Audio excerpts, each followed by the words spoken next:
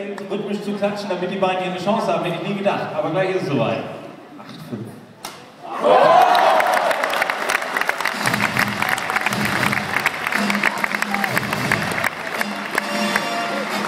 9-5,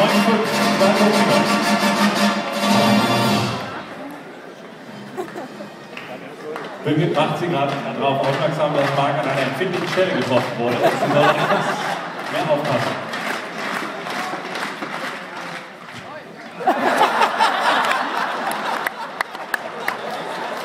Da geben wir Wiederholung. Das ist nicht am Material.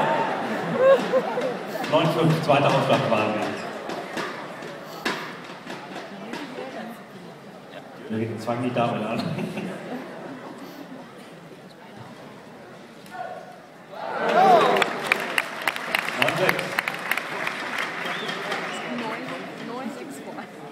Ja, vor allem machen für Rechtsangabe, macht Sinn. 6-9.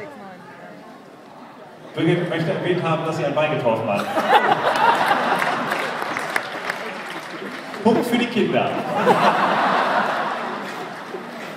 10-6. Matchball. Halt, wir müssen noch mal klatschen, damit wir ein bisschen Aufforderung haben.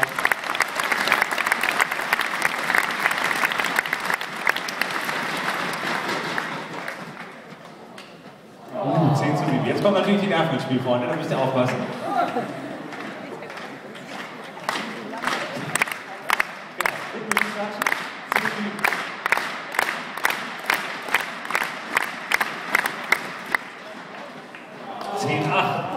Jetzt müssen wir für die wieder klatschen hier. Jetzt kommen die Nerven ins Spiel.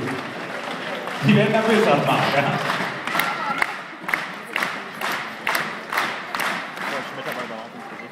Nein.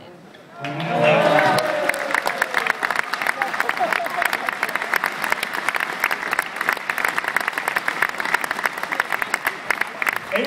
Wir sagen herzlichen Glückwunsch euch beiden.